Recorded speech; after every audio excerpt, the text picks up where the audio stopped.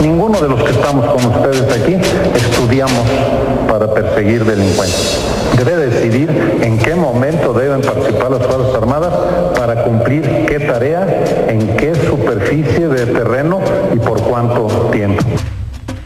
En el número 1, México, al pan, pan y al vino, vino. El ministro mexicano de la Defensa Nacional, el general Salvador Cienfuegos, ha iniciado una polémica nacional al asegurar que no es trabajo de las Fuerzas Armadas combatir en las calles la delincuencia organizada. Una labor que iniciaron a finales del 2006 bajo el gobierno del presidente Felipe Calderón.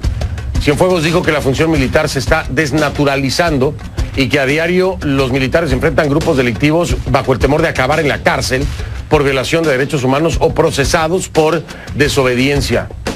Este es el primer tema de la noche. Profundizamos en los hechos.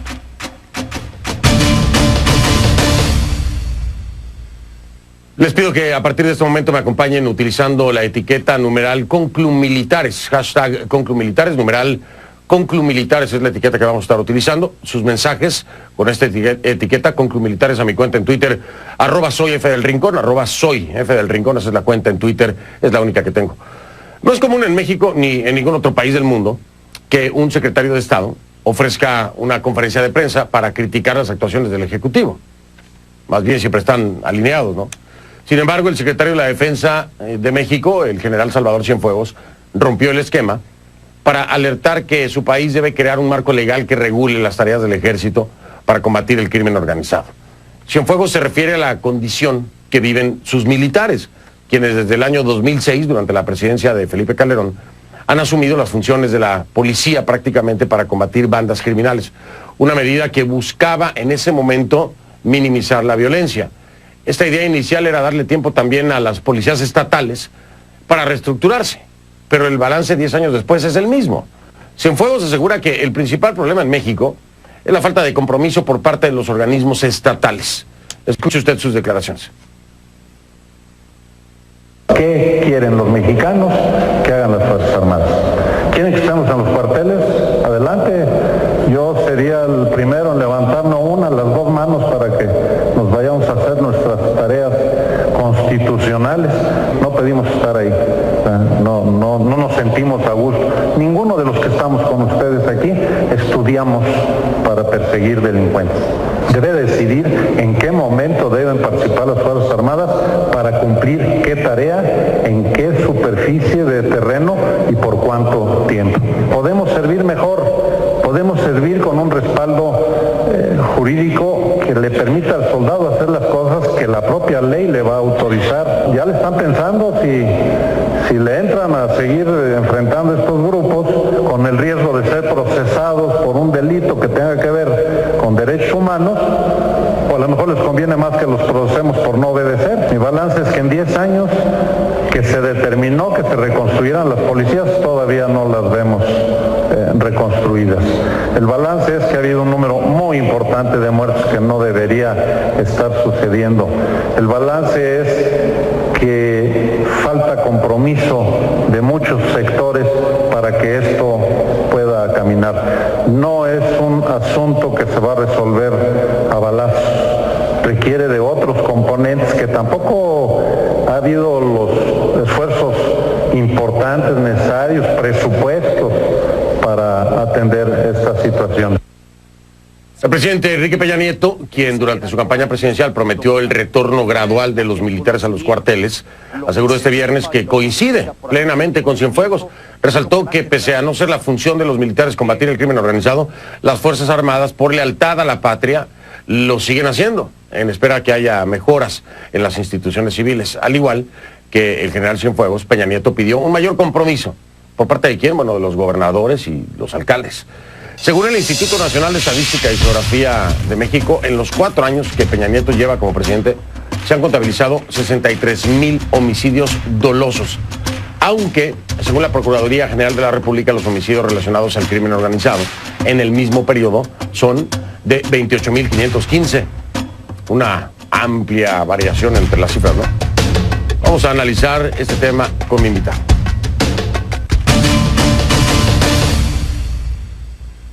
Le doy la bienvenida a Gerardo Rodríguez, profesor de Seguridad Nacional y temas de terrorismo de la Universidad de las Américas en Puebla, México, de la UDLA. Nos acompaña vía Skype desde allá, precisamente desde Puebla. Gerardo, bienvenido, buenas noches. Fernando, ¿qué tal? Saludos desde Puebla.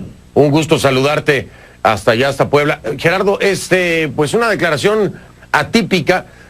Yo primero quiero preguntarte, Cienfuegos lo que dice, pues tiene toda la razón, es claro, ¿no? Además había una promesa por parte de Peña Nieto de irlos regresando gradualmente a los cuarteles, pero tenemos que darle alguna otra lectura a esta declaración de Cienfuegos, porque esto no es normal, es completamente atípico y pudiera ser muy peligroso, ¿no? Está mostrando el secretario de la Defensa Nacional una incomodidad y molestia.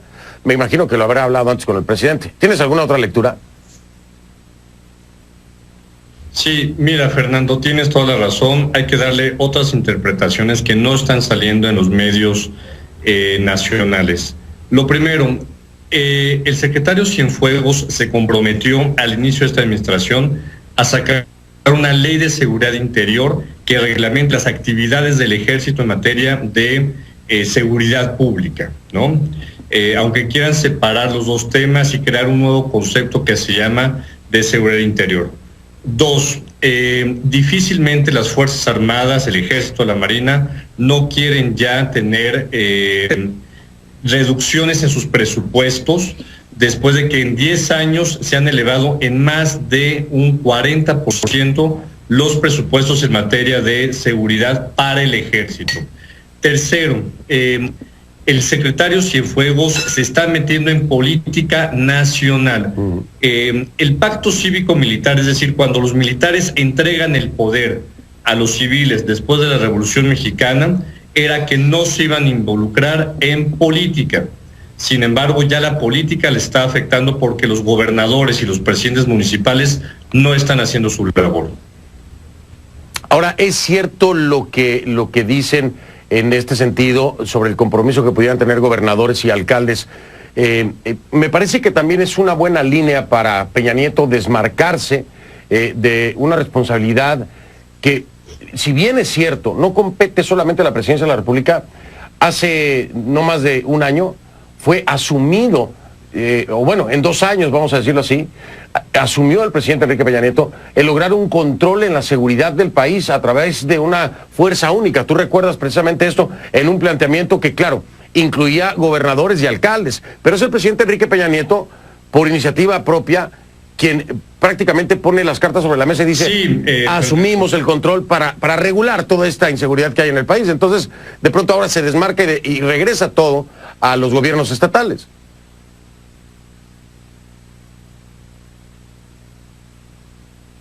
No, y si ves, no se está haciendo una política diferente a la que se llevó a cabo durante el gobierno del presidente Calderón. La militarización del país está, y lo que es peor, se quiere reglamentar. Ahora, el problema es no que haya una ley de seguridad interior. Creo que sí necesitan las Fuerzas Armadas que se legalice el tema de su participación en materia de seguridad pública. El problema es que no se ha debatido esta ley con la sociedad civil, con los especialistas que trabajamos estos temas desde hace 20, 30 años.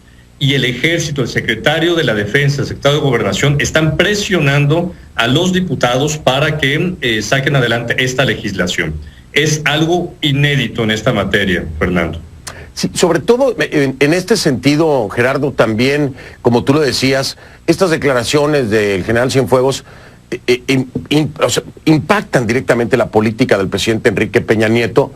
Y mira, yo no quiero, vamos a decir, no quiero ser alarmista, pero pudiéramos ver entonces, incluso con estas declaraciones, especie de división, de molestia directamente de la Sedena, del secretario de la Defensa Nacional, con el gobierno del presidente Enrique Peña Nieto. Me parece que ahí también hay una lectura muy importante y muy delicada, ¿no? Es muy peligroso. Estás hablando de la Secretaría de la Defensa Nacional.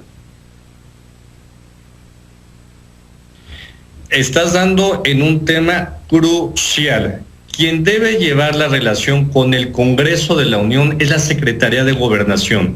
Si le están permitiendo al secretario de la Defensa Nacional el que haga estos pronunciamientos públicos de presión al Congreso, es que empieza a haber una ruptura o falta de liderazgo del presidente de la República y el secretario de Gobernación para presionar al Congreso de la Unión.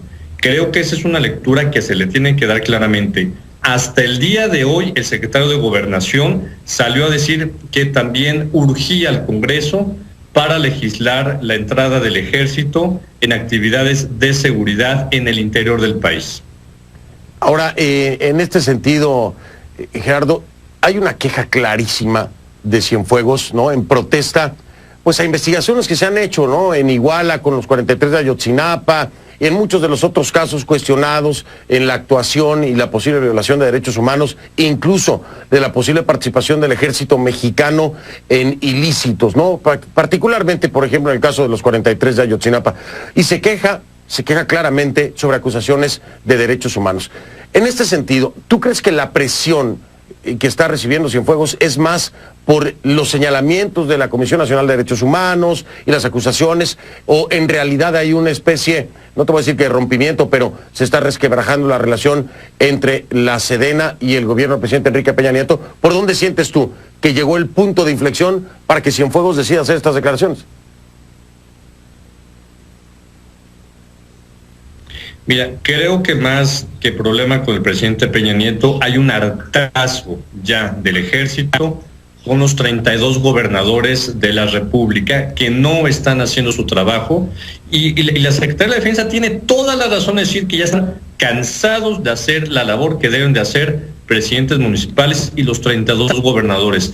No alcanzan las Fuerzas Armadas mexicanas para poner control, orden en la seguridad en todo el país. Cuando el ejército es llamado para Tamaulipas, después es llamado para Michoacán, es llamado para Guerrero, es llamado ya en la antesala de la Ciudad de México, que es la zona metropolitana, en el Estado de México, ahí están las Fuerzas Armadas.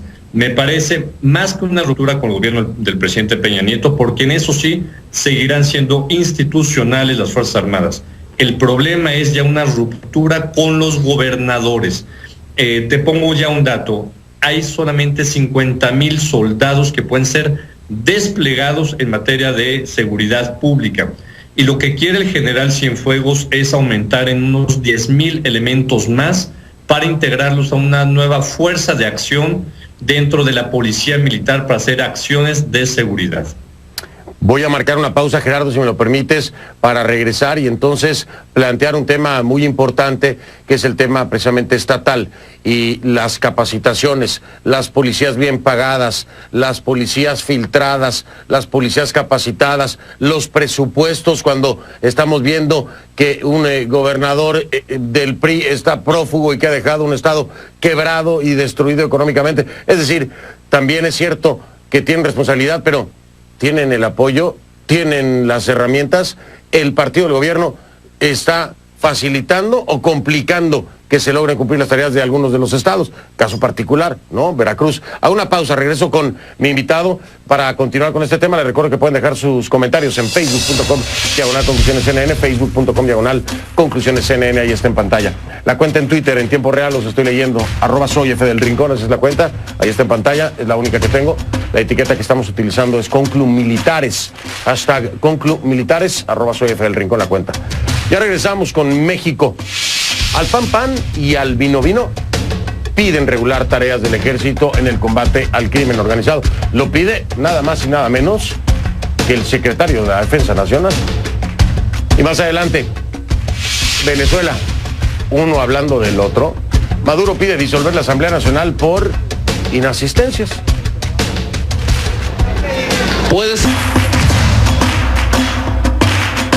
Estamos de regreso con Gerardo Rodríguez, es profesor de Seguridad Nacional y temas de terrorismo de la Universidad de las Américas en Puebla, México, de la UDLA. Gerardo, ¿cómo hacer, bajo las condiciones en las que se encuentran muchos estados, incluso por correligionarios o miembros del partido de gobierno, en el caso, por ejemplo, de Veracruz, el exgobernador Duarte, en fin, que es otro tema que tendríamos que tocar, pero ¿cómo poder exigir a los estados o a las alcaldías pues que se tenga primero los recursos para poder tener policías capacitadas, que se tengan los filtros necesarios para que no estén coludidos con el crimen organizado? Es decir, es absurdo el decir falta de compromiso. porque la falta de compromiso viene indirectamente, se quiera o no, de la presidencia de la República. Mira, es muy claro, el dinero que se ha robado el gobernador de Veracruz, imagínate eso, cuántas cosas no se podrían hacer en materia de seguridad pública y también en materia de justicia. Entonces, el problema es que se están desviando recursos que deberían de ir para los policías, para profesionalizarlos, para comprarles casas, becas para sus hijos, seguro social, se están desviando para los gobernadores en turnos. Entonces, lo que se necesita realmente es que las auditorías de los estados, es decir, las contralorías que ejercen el control sobre los presupuestos en los estados, hagan verdaderamente una acción de castigo a los gobernadores, a los presidentes municipales que no estén ejerciendo de manera adecuada los recursos. Ahora, es cierto, lo que claro, usted dio de recursos, bueno, millonarios que podrían utilizarse en tema de seguridad. Ahora, aquí hay otro elemento muy complejo que tiene que ver directamente con en el tema de narcotráfico. Hay estados que la inseguridad está generada precisamente por los grupos de narcotráfico. Este es un tema del fuero federal y tiene que directamente participar el gobierno federal. Es decir, no es una tarea que puedan cumplir solos ni las alcaldías ni los estados. O sea, no pueden los gobernadores ni los alcaldes con esto. Y de ahí en parte es que se ha utilizado al ejército mexicano en este combate. ¿Cómo regresar a los militares, que son los únicos que tienen la capacitación y el armamento para poder hacer frente a estos grupos? Lo sabemos y hay muchos estados de la República que se encuentran en estas condiciones. ¿Cómo pensar en regresarlos y dejarle la tarea nada más a los gobiernos? La única manera en que pueden regresar, la única manera en que pueden regresar a los cuarteles el ejército es que las policías estatales y municipales hagan su labor. Pero el problema es que las Fuerzas Armadas están ahorita generando un sofismo. Todo el mundo estamos de acuerdo que las policías estatales y municipales no están funcionando, pero el ejército quiere seguir estando en funciones de seguridad pública. Pero al mismo tiempo el secretario de la Defensa dice: yo quiero devolver mis soldados a los cuarteles porque no están preparados para hacer funciones de policía. Y en ese sentido está de acuerdo. Y no queremos mucha parte de la sociedad, de las organizaciones de la sociedad civil, que los militares hagan las funciones de los policías. Sería ya de facto una militarización de la policía local. Estoy completamente de acuerdo con tu planteamiento y con este sector de la sociedad civil mexicana que lo ve así. Me parece que es necesario. Hace mucho tiempo se dejó de tener policías capacitadas en México para hacer frente al crimen organizado. ¿Por dónde crees tú que se va a ir el tema desde presidencia a través de la Secretaría de Gobernación con esto que ha dicho Cienfuegos? ¿Crees que esto los va a activar y los va a obligar a tomar acciones, ya sean a nivel federal, presiones a nivel estatal y alcaldías? Mira, yo sí espero que el mensaje lo escuchen claramente los gobernadores. Ahora, yo lo que no quiero es una presión adicional a los congresistas para sacar una ley de las que están ahorita en curso, en proceso de aprobación, sin un debate serio, sin que se generen contrapesos a la intervención y autorización de las Fuerzas Armadas en los estados. Tiene que haber mecanismos que no están ahorita en ninguna de las dos iniciativas en el Congreso para que la Suprema Corte fije los tiempos de entrada y salida del ejército, fije los temas de intervención a la privacidad de las personas, fije cuáles son los límites a la privación de las garantías individuales de los derechos humanos que están considerados de manera tácita en ambas iniciativas. También que los congresos estatales y el Congreso Federal aprueben esta intervención y que sea limitada, acotada. Yo sí espero, tu programa es muy visto, que salga una iniciativa como la que salió en 2005, pero que salga con niveles de consenso y que nunca violenten los derechos humanos. Por ejemplo, si va a haber intervención de las Fuerzas Armadas en temas de seguridad pública, no podrán clasificar la información arguyendo asuntos de seguridad interior o seguridad nacional, que tenemos que saber perfectamente qué es lo que están haciendo en todo momento.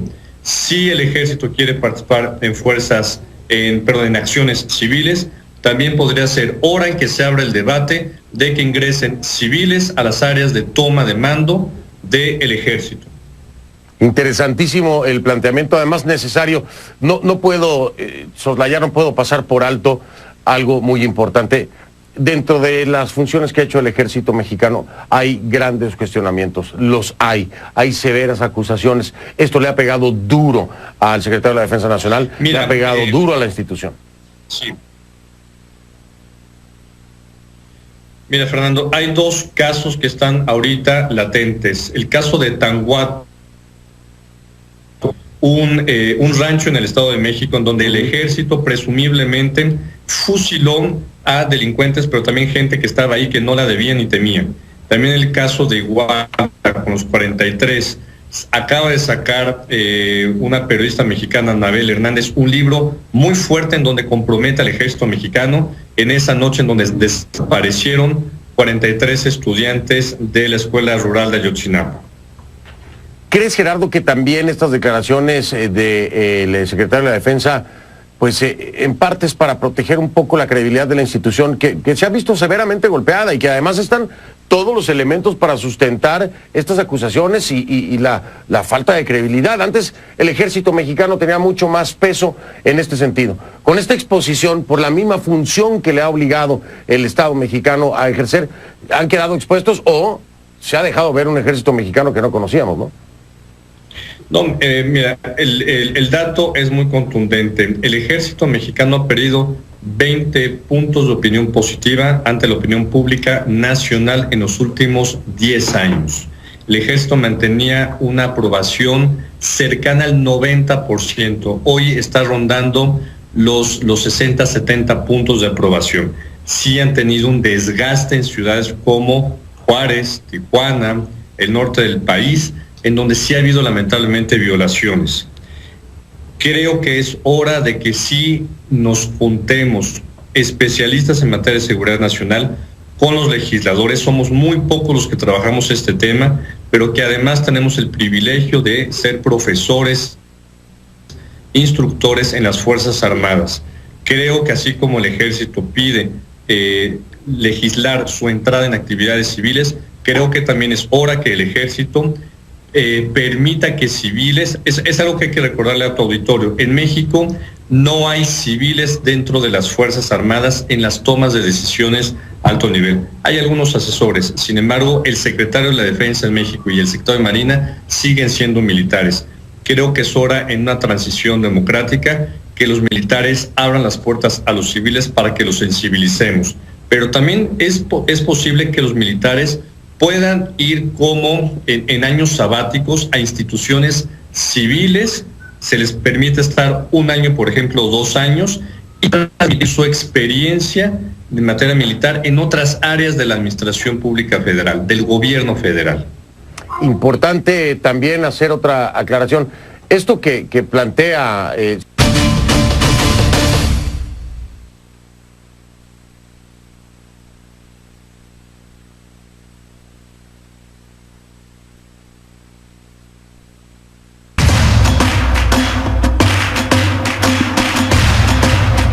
Estoy de regreso con Gerardo Rodríguez, profesor de Seguridad Nacional y temas de terrorismo de la UDLA, de la Universidad de las Américas en Puebla.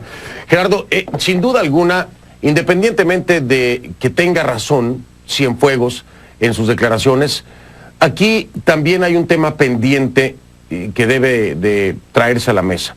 Y es que debe haber una revisión hacia el interior de las Fuerzas Armadas mexicanas en tema de derechos humanos. Las razones están en la mesa y me parece que ha sido esquivo no solamente Cienfuegos cuando hoy contraataca de alguna forma en sus declaraciones a esas organizaciones que los han señalado en posibles violaciones, sino que además el presidente y el gobierno federal han hecho oídos sordos a estos señalamientos. Este tema hay que traerlo también a la mesa porque si van a regresar a los cuarteles, tienen primero que regresar los que vale la pena que regresen y los que estén fuera de línea que tengan que pagar por sus acciones, ¿no? Fernando, no han sido sordos. Ha habido una estrategia contundente del gobierno federal para atacar a los organismos internacionales de derechos humanos de Naciones Unidas cuando han intentado hacer algún tipo de declaración, presentar reportes sobre la terrible situación que hay en materia de tortura, desaparición forzada. ejecuciones extrajudiciales. Te voy a poner un ejemplo que es contundente. En lugar de reiterar a un mexicano para el Comité contra la Tortura de Naciones Unidas, al profesor Miguel Sarre, que es un reconocido profesor del ITAM, mandaron como candidato a un ex embajador priista, ex esposo de la secretaria general del ex canciller de México, Rosario Green. Por todos lados están mandando señales de que este gobierno no le interesa la defensa y promoción de los derechos humanos. Y en ese sentido, el ejército está atrapado en esa disyuntiva, pero el gobierno federal ha hecho todo lo posible para tapar el trabajo de la OEA, de la Comisión Interamericana de Derechos Humanos en la materia. Claro, y no solamente en un caso, sino son varios, y ha habido varios señalamientos y enfrentamientos por parte, como lo dices tú, del gobierno federal en contra de los organismos de derechos humanos. Ahora, el ejército mexicano de alguna forma está siendo protegido también por el gobierno federal en este sentido. Es decir, al negar por parte del gobierno del presidente Enrique Peña Nieto que haya estos niveles de abuso por parte de Fuerzas Armadas o de militares en México en contra de los derechos humanos, hay una protección.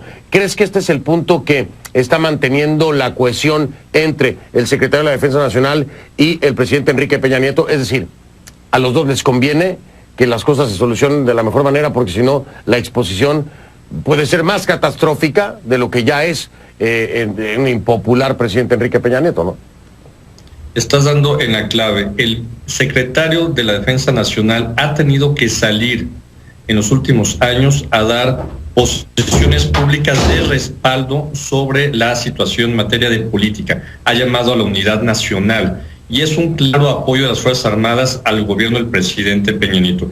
El presidente Peña Nieto no tiene de otra más que apoyar y ser leal también a sus Fuerzas Armadas, que han sido leales también al pueblo mexicano. Pero no podemos permitir que el ejército exceda sus facultades en materia, por ejemplo, de derechos humanos o de seguridad pública. Sin embargo, necesitamos a las Fuerzas Armadas en estas materias. Entonces, estamos atrapados verdaderamente en un berenjenal, en un debate en donde no podemos salirnos de que necesitamos a las Fuerzas Armadas, pero también las fuerzas civiles tienen que hacer su labor en la materia. Y hay intención, Gerardo, porque esta es la pregunta. El planteamiento es coherente, el planteamiento que tú me das sí es necesario, es decir, tiene que haber una participación de expertos en el tema, también tiene que haber una disposición por parte de los congresistas, de legisladores, pero me parece que se anteponen demasiados temas mucho más politiquería, por decirlo de alguna forma, que estos temas de fondo. ¿Existe la disposición de parte de legisladores mexicanos para entrarle de frente a esto? Te voy a poner un ejemplo de hace exactamente 11 años, Fernando. Cuando nos dimos cuenta que el CISEN, nuestra agencia de inteligencia civil, quería pasar la Ley de Seguridad Nacional llana y simple, sin discusiones, un grupo de académicos llamado el Grupo de Especialistas en Seguridad Nacional intervenimos para decirle los puntos antidemocráticos y violatorios de los derechos humanos y les dijimos claramente a los legisladores: se necesita la ley, pero con estas correcciones. Hoy en día, Fernando, yo no he recibido una llamada ni he sabido que le han llamado a las organizaciones que trabajamos temas de seguridad nacional y de defensa nacional para trabajar una contrapropuesta de ley de seguridad interior que sea garante de derechos humanos y que le permita al ejército poder hacer de manera constitucional las acciones que hoy en día está realizando. Ahora, esto tiene que venir, claro, debe de estar la iniciativa y debe haber la apertura por parte de legisladores, pero tiene que haber una promoción por parte del gobierno federal en este sentido. Y estoy ya no hablando nada más del gobierno del presidente Enrique Peña Nieto, sino de responsabilidades concretas como el secretario de Gobernación. Osorio Chong debería de tomar de frente este tema, debería de traerlo a la palestra y debería de hablarse, pero Osorio Chong parece ausente completamente en este sentido dentro de todo lo que estamos hablando en este berenjenal. Quien no aparece, por decirlo de alguna forma, es Osorio Chong, cuando es el que más debería de aparecer. El problema, Fernando, es que el secretario Osorio Chong es el principal candidato del PRI a la presidencia de la República. Y un secretario de Gobernación tiene que ejercer sus facultades políticas para resolver estos problemas e invertir su capital político para resolver problemas nacionales. El sector de gobernación ha estado completamente ausente hasta el día de hoy, que se pronunció a favor de la Ley de Seguridad Interior, pero reitero, él tiene una subsecretaría de enlace legislativo, que es la que avanza los temas del Congreso mexicano con el gobierno federal, y también tiene una subsecretaría de Derechos Humanos que podría convocarnos a los especialistas que estamos en ONGs para servir de puente entre el ejército, el gobierno, el Congreso y la sociedad civil. Aquí, ¿cuál sería, Gerardo, y agotando el tema en este sentido? Ya me dijiste además este planteamiento de la participación de la sociedad civil, tiene que haber una disposición de legisladores, tiene que estarle de lleno, en este caso, el secretario de gobierno, que no le va a entrar, obviamente está cuidando el capital político, porque es siempre más importante para ellos el capital político y lo que pudiera ser una eventual candidatura a la presidencia. ¿Cuál es la solución más cercana que tú ves en este sentido a corto plazo? Y ojo, con los niveles tan bajos de aprobación del gobierno del presidente Enrique Peña Nieto, ¿hay solución concreta que veas tú a corto plazo?